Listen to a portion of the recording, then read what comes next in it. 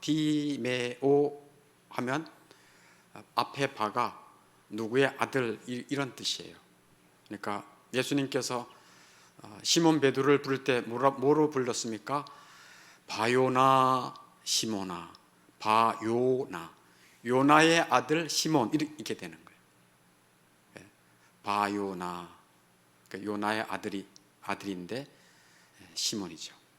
그래서 바디메오도 마찬가지예요. 디모데의 디메오의 아들이 바디메오예요. 이 바디메오가 살았던 곳은 어디라고 기록되어 있습니까? 네, 여리고예요. 여리고는 이스라엘 백성들이 출애굽해서 최초로 정복했던 성이 여리고성이에요. 여리고는 물이 풍부한 성읍입니다. 제가 그 성지 순례를 할 때 거기 여리고도 가봤는데 세상에 지금도요 물이 흐르는 수원지를 보여주는데, 수원지, 물이 솟아나는 수원지를 보여주는데 세상에 깜짝 놀랐어요. 물이 콸콸콸콸콸 솟는 거예요. 대단해요. 장관이에요, 장관. 샘 그러면 졸졸졸 솟잖아요. 근데 거기는 콸콸콸콸콸 흘러나와요. 그러니 그 샘에서 흘러나오는 물이 풍부하게 들판을 적시니까 그곳에서 과일, 야채, 풍성한 생산물들이 나오는 거예요. 풍성한 도시예요. 그 옆에는 사막인데 여기는 물이 솟으니까. 그리고 이렇게 다양한 과일, 채소만 있을 뿐 아니라 여리고는 물이 풍성한 데가 또 뭐가 많은가 하면 종려나무가 많아요. 종려나무, 영어로 palm tree, 종려나무. 종려나무 멋있게 이렇게 쭉쭉 뻗은 것도 있고 작은 것도 있는 이 종려나무가, 종려나무 혹시 보여줄 수 있으면, 네. 종려나무 그림이 안 뜨고 있어요. 네. 하나님은 모세가 이제 가나안 땅을 입성하기 전에 저쪽 여리고성을 저 높이에서 보여주면서 뭐라고 말씀하셨는가 하면 신명기 34장 3절에 종려나무의 성읍 여리고를 보여줘요. 저곳이 종려나무, 그러니까 사막인데 엄청난 종려나무들이, 아름드리 종려나무들이 많은 성읍이니까 어떻게 보이겠습니까? 푸르게 멋있게 보이는 거죠. 그게 여리고성이에요. 그래서 종려나무가 많이 자라는 성읍이고, 종려나무는 훌륭한 그늘을 제공하고 또 달고 맛있는 대추야자 열매, 이런 이맛따란 열매들을 제공해서 그들에게 좋은 양식이 되고 있었어요. 이러한 풍성한 성읍에 바디메오가 살고 있었는데 불행하게도 바디메오는 그 풍성함을 누리지를 못했습니다. 비참함과 불행 속에 살고 있었죠. 눈이 안 보이니까 그럴 수밖에 없죠. 눈이 안 보이면 엄청난 손해가 예상되잖아요. 그건 거지였다고 성경은 말하고 있어요. 거지 바디메오. 그리고 또 뭐라고 말하고 있습니까? 46절에 길가에 앉아서 빌어먹는 사람이었어요. 그러니까 정말 인생의 비참함, 불행 그 속에 살고 있는 자가 바디메오예요. 그 풍성한 여리고 성에 좋은 것들을 볼 수도 없고 누릴 수도 없는 거예요.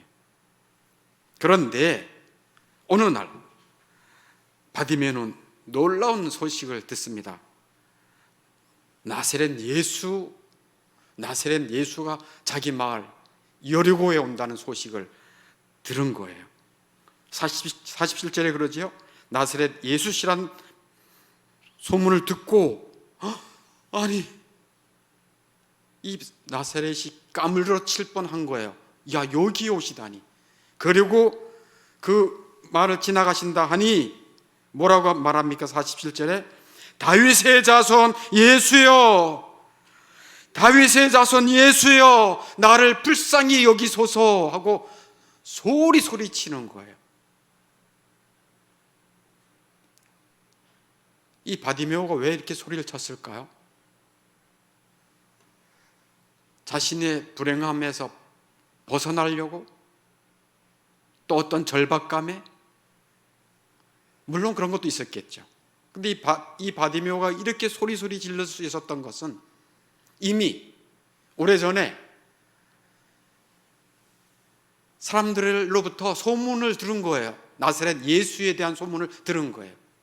나사렛 예수, 다윗의 자손 예수, 그 예수님이 나의 눈을 뜨게 하실 수 있고 나를 이 모든 비참과 불행에서 구원해 주실 수 있는 분이라는 믿음이 이미 스며 있었던 거예요. 그 믿음이 있었기에 그는 예수의 이름을 소리 부른 것입니다. 저기 있는 대로 다윗의 자손 예수여, 나를 불쌍히 여겨주세요. 예수님 어디 계십니까? 소리 지른 거예요. 얼마나 소리쳤으면 옆에 있는 사람들이 귀찮아했어요. 싫어했다니까요. 48절에 그러죠. 많은 사람이 꾸짖어 조용히 하시오. 꾸짖었어요. 그때 바디메오의 반응은 어땠습니까? 더욱더 큰 소리를 쳤어요. 더욱더. 그가 더욱 크게 소리를 질러 이르되 다윗의 자손이여 나를 불쌍히 여기소서 하고 예수님을 부른 거예요. 마음속에 확신이 없다면 이런 다른 사람들의 방해에 쑥 들어가지요. 주눅이 들지요. 그러나 다른 사람들의 말이 안 들리는 거예요. 왜? 주 예수님을 내가 만나면, 주 예수님 만나면 놀라운 일이 있다는 믿음이 있었기 때문에 그래요.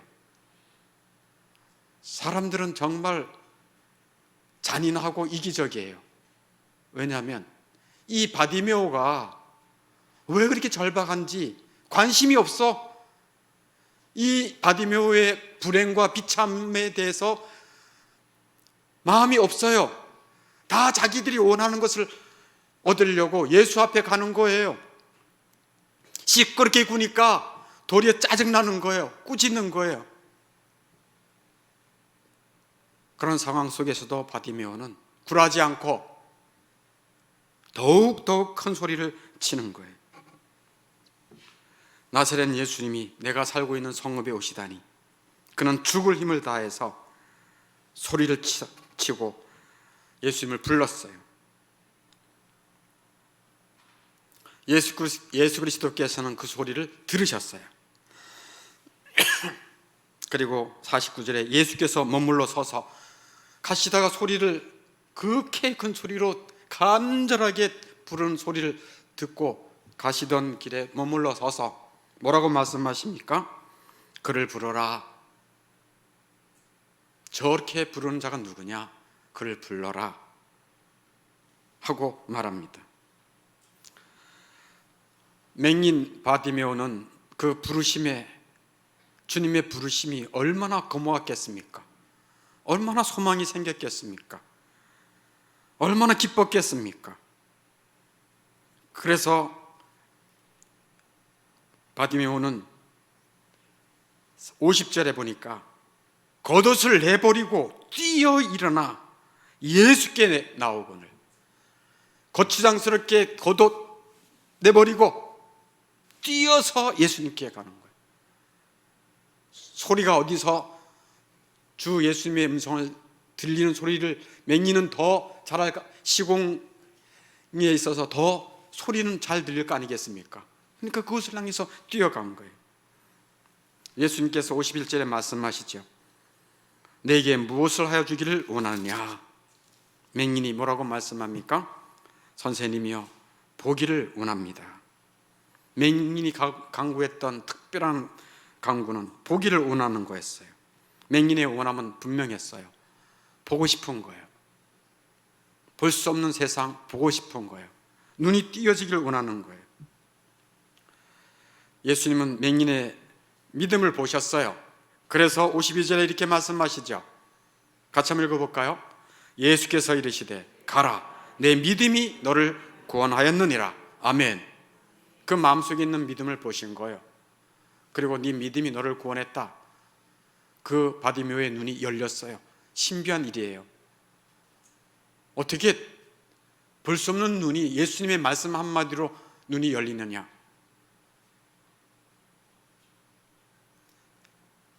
기독교는 신비한 요소가 많아요. 그렇다고 신비주의는 아니에요. 잘 들으셔야 돼요. 신비주의에 빠지는 게 아니에요. 그러나 신비적 요소가 너무 많아요. 이런 거예요. 자연적으로 이것은 의사의 손을 통해서 개안 수술을 해야 눈이 열리는데, 그런 거 한마디 없이, 뭐 바르는 것도 없이 말씀 한마디로 그 소경은 눈이 떠졌습니다. 할렐루야. 초자연적인 역사, 하나님이 행하시는 거예요. 그러니까 하나님이시죠. 보이지 않는 영적 세계, 하나님이 계시니까 있는 것이지요.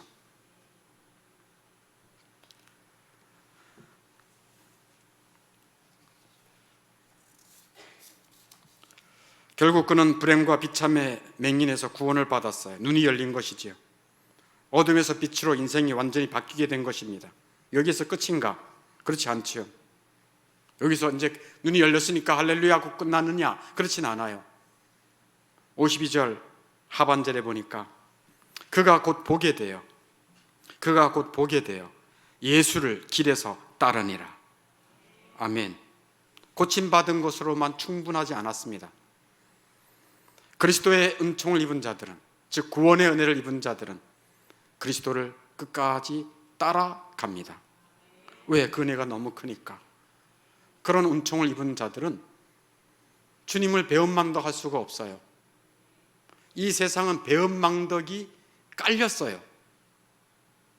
배은망덕을 너무 쉽게 해요. 그러나 예수 그리스도의 은혜를 아는 자는 배은망덕할 수가 없습니다. 그래서 그분을 따르는 거예요. 예수님을 사랑하고 예수님께 순종하고 그 예수님을 자랑하고, 누군가가 내 귀에 소문으로 예수님이 이러신 분이야 라고 알려주어서 소경이 들을 수 있었고, 그 말씀을 들으면서 믿음이 생겼던 것처럼 예수님을 믿고 사랑하고 따르는 자는 예수님을 자랑하게 되어 있는 것입니다. 지금도 똑같아요. 정말 예수님의 은혜를 입은 자, 생명의 은혜를 입은 자는 예수님을 사랑하고 예수님께 순종합니다. 예수님의 몸된 교회를 사랑하고 이 교회를 통해서 하나님의 뜻이 이루어지기를 위해서 물심양면으로 헌신하고 수고를 아끼지 않는 것입니다. 신앙이라고 하는 것은 굉장히 구체적이고 현실적이며 또한 보이지 않는 신비적 요소를 항상 품고 보이지 않는 영광의 나라를 소망하는 자들이 진정한 그리스도인인 것입니다. 맹인은 눈이 고쳐진 것으로 끝마친 것이 아니고 그가 곧 보게 되어 예수를 길에서 따르니라. 그리스도를 따르는 자가 된 것입니다. 여기에서 구원의 또 다른 의미를 말씀드리려고 해요. 오늘 말씀 제목이 구원의 또 다른 의미잖아요. 구원 그러면 일반적으로 영생하고 동격이에요. 영생. 구원하면 영원한 나라에서 영생 복락하는 그 하늘나라의 상속자가 된 것, 그것을 영생. 성경 66권 1189장을 딱 한 절로 요약해 놓은 말씀이 요한복음 3장 16절이잖아요. 거기에도 보면 구원을 뭐라고 얘기해요? 하나님이, 같이 한번 해봅시다. 시작. 하나님이 세상을 이처럼 사랑하사 독생자를 주셨으니 이는 그를 믿는 자마다 멸망하지 않고 영생을 얻게 하려 하심이라. 아멘. 네, 영생.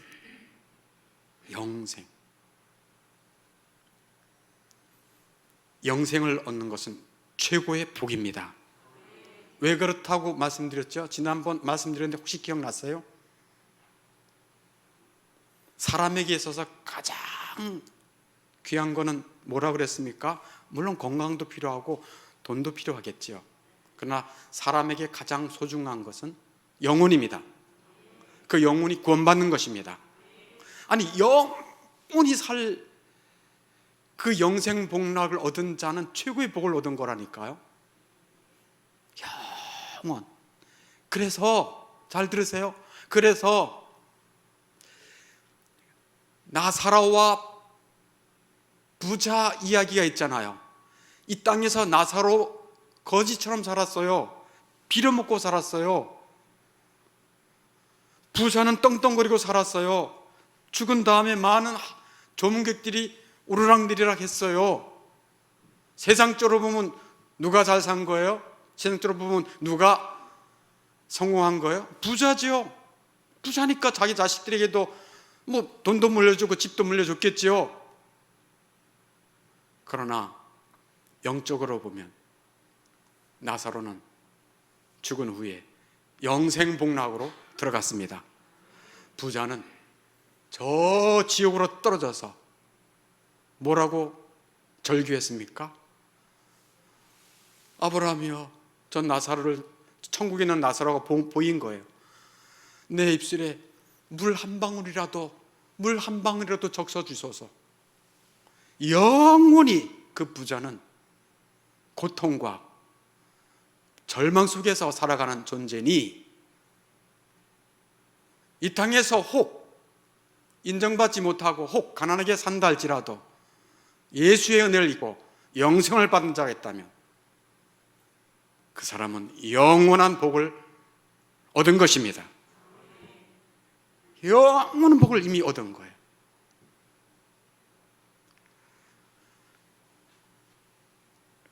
그러므로 구원의 또 다른 의미는 영생이에요. 영생. 그러면 오늘 이 바디메오의 사건을 통해서 구원의 또 다른 의미는 뭘까?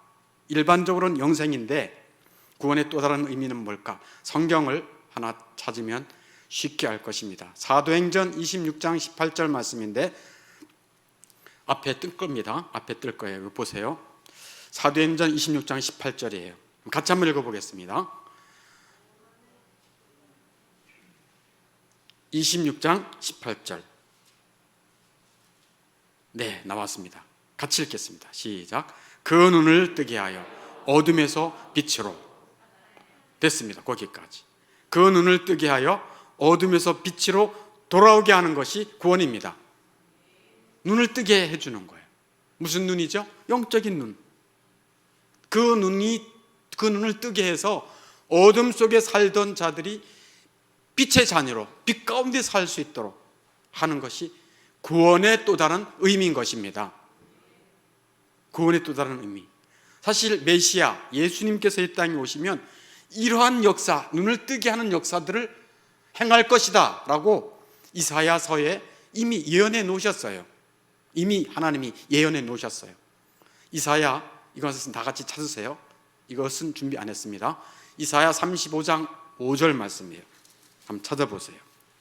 이사야 35장 5절 말씀.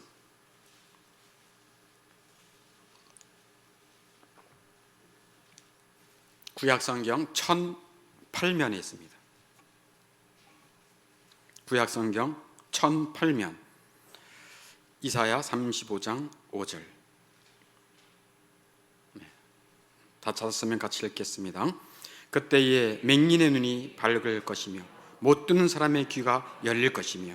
아멘. 그때 이 메시아가 오시면, 예수 그리스도께서 오시면 그때예요.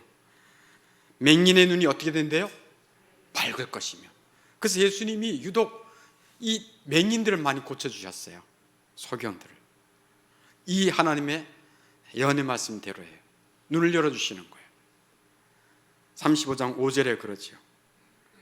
8절에도 보면 거기에 대로가 있는데 거룩한 길이 있다. 그 길은 깨끗한 자는 못 지나가지만 구속 입은 자들, 즉 눈이 열려서 구원함을 받은 자들은 그 거룩한 길을 갈 것이야 하고 예언되어 있어요.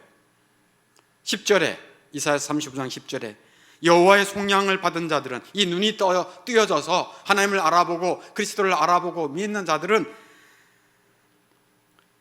여호와께 돌아오는 자들인데 노래하며 시온에 이르러 그들 머리 위에 영유한 희락을 띠고 기쁨과 즐거움을 얻으리니 슬픔과 탄식이 사라지리로다. 이 말씀대로 바디메오는 비참과 슬픔과 불행에서 이제 벗어나 기쁨과 즐거움에 노래를 부르며 살게 된 것이죠. 그 일을 예수님께서 바디메오를 통해서 이루어 주신 것이죠. 그 눈을 뜨게 되었으니까 바디메오가 얼마나 좋았겠습니까? 얼마나 기뻤겠습니까? 뵙고 싶었던 예수 그리스도를 눈으로 볼 수 있죠. 아, 내가 이렇게 생겼구나. 자기 자신도 볼 수 있죠. 내가 살고 있었던 이 여리고성이 이런 곳이구나. 이야, 이렇게 수원이 이렇게 물이 풍부해? 이런 그늘이 있었어. 그리고 그가 이제 눈이 띄어졌으니까 사람 구실을 할 수 있을 거 아니겠습니까? 그전엔 뭐 했다고요? 거지요. 길바닥에 앉아서 빌어먹는 사람이에요. 근데 눈이 띄어졌으니까 자기가 뭔가 노동할 수 있지 않겠습니까? 열심히 일해서 자기도 생기를 잘 감당하고, 또한 자기가 번 거 예전에는 빌어먹었지만 이제는 자기가 다른 사람들까지 도와주고 나눌 수 있는 자가 되었으니 이 삶이 얼마나 풍성한 삶이 되었겠어요. 이게 바디메오의 눈뜬 삶이에요. 할렐루야. 이와 같이 구원은 그 눈을 뜨게 하여 어둠에서 빛으로 돌아오게 하는 것입니다. 그 눈을 뜨게 하여 어둠에서 빛으로 돌아오게 하는 것이 구원인 것이에요. 육신의 눈이 띄어지는 것만 해도 그 삶의 질이 엄청나게 높아지는데, 사람은 개나 돼지처럼 육체만 있는 것이 아니고 하나님의 형상인 영혼이 있으니 그 영혼의 눈이 떠졌다라고 한다는 것은 상상을 불허할 정도의 풍성한 삶이 있는 것입니다. 예수님이 말씀했잖아요. 내가 온 것은 양으로 생명을 얻게 하고 더 풍성한 삶을 주기 위해서 왔노라. 그게 주님이 하시는 말씀이에요. 아니, 좀 생각 좀 해보세요. 여러분, 이성 있으면 생각 좀 해보세요. 육체적인 소경만 돼도 얼마나 삶이 그 질이 급격히 낮아집니까? 이 땅에 살아가는 잠시 삶에서도. 그런데 우리 영혼의 눈이 소경이야. 우리 영혼의 눈을 볼 수가 없어. 얼만큼 그 삶이 어둠 속에 살까요? 영혼의 눈이 띄어지면 어떻게 될까요? 이 말씀을 들으면서 여러분 자기 자신을 생각해 보세요. 난 영혼의 눈이 띄어졌는가? 영혼의 눈이 띄어진 것에 가장 먼저는, 영혼의 눈이 띄어지면, 이 중요한 거예요. 잘 들으세요. 영혼의 눈이 띄어지면 누굴 알아볼까요? 하나님을 알아보죠. 아, 하나님이 계시구나. 내 몸을 만드신 분이시구나. 내 영혼의 아버지시구나. 근데 하나님은 영원한 나라가 있구나. 이 세상 나라가 끝이 아니구나. 영광의 나라가 있구나. 하나님은 자비하시구나. 그래서 두 번째, 너무 자비하셔서 바디메오처럼 불행과 비참 속에 살아가고 있는 나를 구원하시기 위해서 그 아들 예수님을 아끼지 않고 보내주셨구나. 예수님이 오셔서 내 죄값을 위해 십자가에서 고난과 죽임을 당하셨구나. 침뱉음과 저주와 모욕과 모든 수치를 다 당하셨구나. 이것이 내가 내 죄로 말미암아 수치와 조롱과 저주와 형벌을 받아야 되는데, 주님의 아름다움과 주님의 자비로움과 주님의 행하신 일이 보여지게 되는 것입니다. 그래서 눈물로 주님 감사해요. 내가 뭔데 나 같은 이 죄인을 살리기 위해 주님이 죽으셨습니까? 눈실이 뜨거워지는 거예요. 영적인 눈이 열려지면 예수님을 생각하고 예수님을 묵상할 때마다 점점 눈실이 뜨거워져요. 눈실만 뜨거워진 줄 압니까? 그것으로 끝이지 않아요. 마음이 뜨거워져요. 마음이 뜨거워져서, 즉 자기의 감성에 사랑의 마음이 막 생겨서 주님을 사랑하게 되고, 이 세상을 어떻게 살아가야 될 건가야 꿈이 생기게 되고, 나를 이렇게 사랑해 주신 주님의 그 사랑에 힘입어서 내가 이렇게 사랑을 입을 만한 존재구나 라고 하면서 자기의 자존감도 높아지게 되는 것입니다. 하나님에 대해서 눈이 열리고요, 두 번째는 그리스도에 대해서 눈이 열리고요, 세 번째는 세상에 대해서도 눈이 열려요. 바디메오가 세상을 볼 수 있었잖아요. 여리고 성의 아름다움도 볼 수 있었지만 눈을 떠보니까 아름다움만 있습니까? 아니잖아요. 세상에 이런 추한 면도 있었구나. 이런 위험한 것도 있었구나. 사람들이, 난 나만 불행한 줄 알았더니 사람들이 탄식하는 것이 있구나. 슬픔이 많구나. 왜 이런 일이 있을까? 세상을 보고 세상을 해석할 수 있는 눈이 열려지게 되는 것입니다. 그러니 얼마나 은혜예요. 하나님에 대해서 눈이 열리죠. 그리스도가 너무 좋죠. 세상에 대해서 바르게 알게 되죠. 또 누구를 알게 될까요? 눈 떴으니까, 바디메오가 눈 떴으니까 누구를 보게 돼요? 가장 관심 있는 사람 누구겠어요? 자기죠. 영적인 눈이 열려지면 자기 자신을 보게 됩니다. 내가 에레미야 17장 9절에 있듯이 만물보다 거짓되고 심히 부패한 마음을 가진 자가 나구나. 내가 죄인이구나. 그걸 알게 되는 거예요. 괜찮은 자가 아니라 죄인이구나. 그것을 알게 되는 거예요. 자기가 죄인이라는 걸 알게 되는 거예요. 내가 더러운 죄구나. 깨끗하지 못한 여자에게서 태어난 내가 여전히 더럽구나. 나는 한 줌의 흙이구나. 이러한 겸손한 마음이 사실은 은혜 받을 마음인 것입니다. 자기 영혼의 죄가 도사리고 있음을 보는 것이 영혼의 눈이 띄어진 증거예요. 내가 이 정도면 됐지 하고 자기 자신의 그 무서운 죄가 뱀이 또아리를 트고 있는 것을 볼 수 없는 그 눈이 맹인이고, 내 안에 이런 무섭고 더러운 죄가 가득하다는 것을 볼 수 있는 눈이 열린 눈인 것입니다. 그 죄가 그림자처럼 자기를 따라다니면서 하나님의 뜻보다 내 뜻을 앞세우려고 하는 이 자아의 이 깊은 죄를 본 자가 눈이 열린 자인 것입니다. 그래서 자기를 부인하고 죄를 미워하고 슬퍼하는 것이야말로 죄를 정면으로 싸우는 것이고, 죄를 제거하는, 죄의 독소를 제거하는 최고의 해독제가 바로 자기 죄를 보는 것입니다. 이런 태도는 영적 눈이 열린 증거고, 자기 부인과 죄를 미워하고 회개하는 것은 은혜 받을 수 있는 최상의, 최적의 마음 상태인 것입니다. 맹인의 눈을 뜨게 하는 것도 어려운 일이지만 사실 영혼의 눈을 뜨게 하는 것은 사람에게는 불가능합니다. 자기가 어떻게 영적인 눈을 뜨게 하겠어요? 육체의 눈도 못 뜨게 하는데 영혼의 눈이 어떻게 뜨겠습니까? 이성적이며 세상적이며 자기중심적인 내가 어떻게 이성을 넘어 보이지 않는 영적 세계를 보겠습니까? 하나님 앞에 굴복하겠습니까? 주 예수님을 생각하면 눈시리 뜨거워지겠습니까? 이해할 수 없는, 저 광신도들이나 하는 짓 아니야? 라고 말할 수 있어요.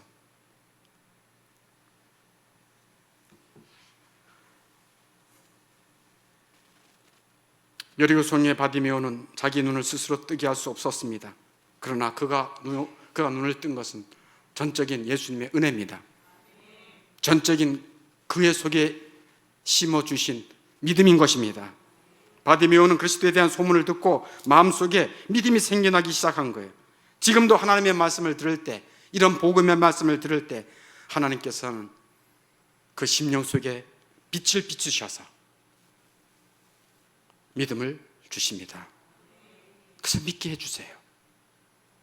너의 믿음은 들음에서 나고 들음은 그리스도의 말씀으로 말미암았느니라. 그럼 여러분, 이렇게 예배 자리에 그래도 나와 앉아있다고 하는 것은 하나님이 여전히 여러분들을 사랑하고 있다는 증거입니다. 여전히. 그래서 하나님의 말씀 듣는 일에 소홀하지 말고 주의 말씀을 가까이 하는 일에 더욱 열심히 있기를 다시 한번 말씀드립니다.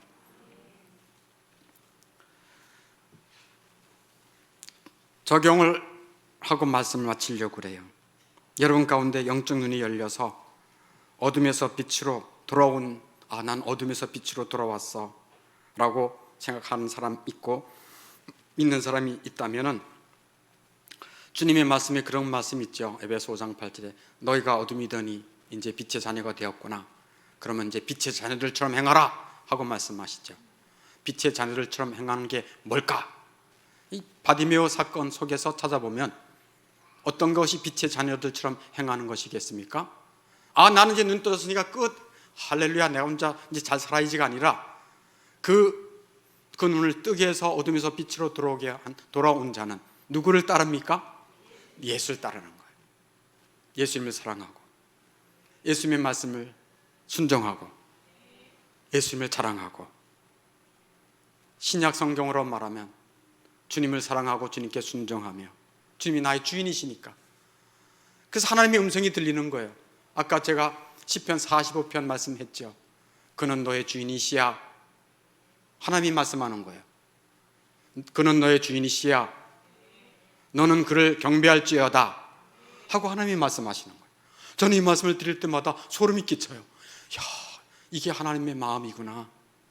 그래서 주님이 점점 더, 주 예수님이 점점 좋아지는 거예요. 너무 자랑스러운 거예요. 주님이 계셔서 너무 든든한 거예요. 주님이 계셔서 때로는 이 세상에 내 혼자 있는 것처럼 보이지만 주님이 계시니까 그분께 다 얘기하면서 주님으로 말미암아 만족하고 행복하고 기뻐할 수 있고, 그 시편 기자가 그런 고백을 해요. 하늘에서는 주 위에 누가 내게 있으리요, 땅에서는 주밖에 나의 사모할 리 없나이다. 내 육체와 마음은 쇠약하나 하나님은 내 마음의 반석이시니 아멘. 내가 주 여호와를 나의 피난처로 삼아 주 여호와의 행적을 전파하리이다 하고 고백하는 거예요. 여러분 가운데 내 눈이 띄어져서 하나님의 은혜로 어둠에서 빛의 자녀가 됐다고 믿어지는 사람이 있다면 빛의 자녀들처럼 행할 수 있기를 바랍니다. 오늘 말씀을 들어보니 나는 어둠의 자식이네, 눈이 아직 안 열렸네. 눈이 열렸다는 증거가 몇 가지 말씀드렸죠. 하나님에 대해서 눈이 열리고, 그리스도에 대해서 눈이 열리고, 세상에 대해서 눈이 열리고, 자기가 얼마나 부패한 죄인인가에 대해서 눈이 열린 것이, 눈이 열렸다는 증거예요. 나는 그거 열리지 않았네 라고 한다면 어떻게 해야 되겠습니까? 다른 수가 없지요. 진리의 소문을 듣고 바디메오의 마음속에 믿음이 생겼던 것처럼, 여러분 진리의 말씀, 복음의 말씀 듣는 것을 사소하게 생각하지 마시고 말씀 들으러 나올 때 열린 마음을 달라고 기도하면서 듣고 나올 수 있기를 바랍니다. 바디메오와 같은 은혜를 사모하세요. 나사렛 예수여, 내가 보기를 원하나이다. 육신의 눈은 떴으나 영혼의 눈은 영원히 소경으로 살아간다면 나는 살아도 사는 것이 아닙니다. 주님, 저를 불쌍히 여겨 주십시오. 소리소리 지르는 바디메오처럼 그 간절함이 여러분의 영혼을 뒤엎을 수 있는 그런 은혜가 있기를 주님의 이름으로 축원합니다. 주여, 나는 내 눈을 뜨게 할 수 없사오니, 내 영혼의 눈을 뜨게 할 수 없사오니, 그 눈을 뜨게 하여 어둠에서 빛으로 돌아오게 하는 것이 구원이라 하셨사오니 저에게도 이런 은혜를 베풀어 달라고, 주 하나님 저를 불쌍히 여겨 달라고 주님 앞에 간구하고 또 기다릴 수 있기를 바랍니다.